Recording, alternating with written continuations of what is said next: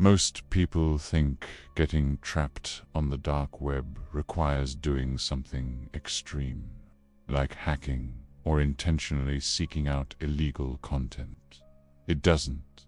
In documented cases, the pattern is much quieter and far more predictable. Now, I'm deliberately not showing how to access anything in this video. That's not the point. Instead, I'm explaining the mechanisms that repeatedly pull ordinary people in. Because these mechanisms work whether you know the technology or not. They're designed to exploit human psychology, not technical loopholes. The real danger isn't some dramatic, movie-like scenario. It's subtle, it's slow, and it's designed to make you feel safe right up until the moment you're not. In Part 3, we looked at cases that were very real. Part 4 explains how people ended up inside those cases, often without realizing the exact moment things shifted. This isn't a story about hackers or criminal masterminds in the traditional sense. It's about behavioral design. It is about how platforms and interactions are structured to guide you down a path you would unconsciously choose.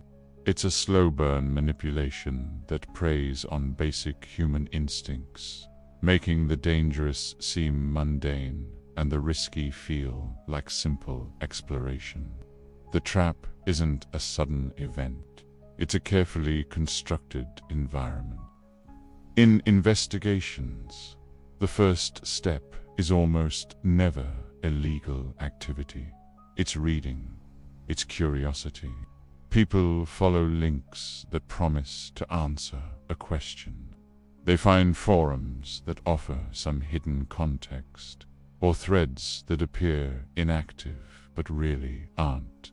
They're just observing, gathering information, feeling like they're on the outside looking in. Here's the key detail most people miss. Nothing asks for commitment early on. There's no money exchanged, no files to download, no obvious risk. It's all about creating familiarity. And familiarity is the single most effective tool for lowering your natural caution. The environment is designed to feel like any other corner of the internet. By making the space feel normal, it disarms your internal alarm bells. You start to think, this isn't so bad. And that's exactly where the process begins. The first step into the trap isn't a leap. It's just a quiet, comfortable lean-in. This leads to the next crucial point: why nothing feels dangerous at first.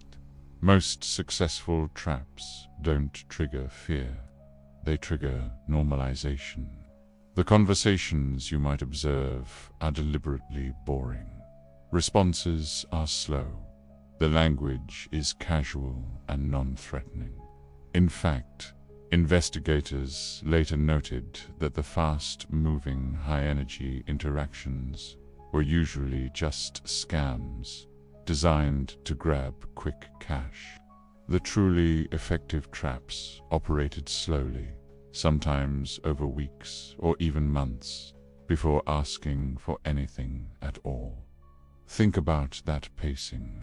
It builds a sense of trust without ever making explicit promises. It makes the interactions feel organic and low stakes. It's the digital equivalent of a long con, where the target becomes comfortable and invested long before the real play is made. This slow, methodical normalization is what makes the shift into dangerous territory so hard to detect. You don't feel like you're being lured into a trap. You feel like you're just part of a slow-moving community. So when the requests do start, they don't look like the scams we're trained to spot. When people imagine scams, they imagine urgency, pressure, and big demands. Act now. limited time offer. That's not how these more insidious scams work. The effective ones avoid deadlines. They avoid pressure. They avoid large requests. Instead, they ask for something small, something that seems insignificant. Maybe it's a screenshot to verify something, or a confirmation of a minor detail, or a supposedly harmless piece of information. Each step is tiny. By the time something sensitive is involved, the person doesn't feel trapped, they feel involved. And that distinction is critical. They've already contributed. They're part of the process. This feeling of involvement makes it much harder to say no to the next, slightly larger request. It's a psychological staircase where each step up feels easy, but looking back down reveals how high you've climbed. And this is often how blackmail begins. But it's blackmail without the drama. Most cases don't start with overt threats. They begin with a subtle implication, a quiet message that just says something like, "You know this conversation exists, right? There's no demand for money yet. There's no threat of violence. It's just a reminder, an establishment of awareness."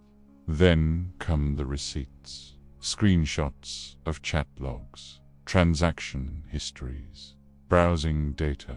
Even if no serious crime was ever committed, fear fills in the blanks. Because reputation damage doesn't require actual guilt. The mere association can be enough to ruin a job, a relationship, or a personal standing. And once that leverage exists, silence becomes compliance. The victim feels they have no choice but to go along with whatever is asked next, just to keep the information from getting out. The trap isn't a locked door. It's the fear of what happens if you try to walk away. This is why teenagers are so disproportionately affected. And it's all over the case summaries.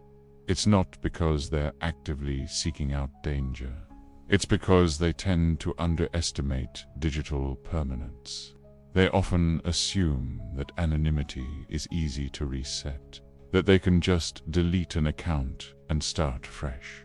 They treat exploration as temporary, like a game you can quit. A statement that appears again and again in investigation reports is, "I didn't think it would matter later." But digital systems don't forget curiosity. They record it. Every click, every message, every search query can be logged and stored indefinitely. What feels like a fleeting moment of exploration to a teenager can become a permanent record.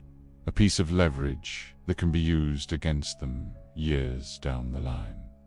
The very nature of the internet works against the youthful assumption that the past can be easily erased. This brings us to the final and perhaps most difficult part of the trap. Why leaving is so much harder than entering. Exiting isn't blocked by technology. You can always log off, delete an account, or close the browser. The barrier is psychological. It's the fear of exposure, the fear that leaving will escalate the situation, the fear of having to admit a mistake to family, friends, or even authorities.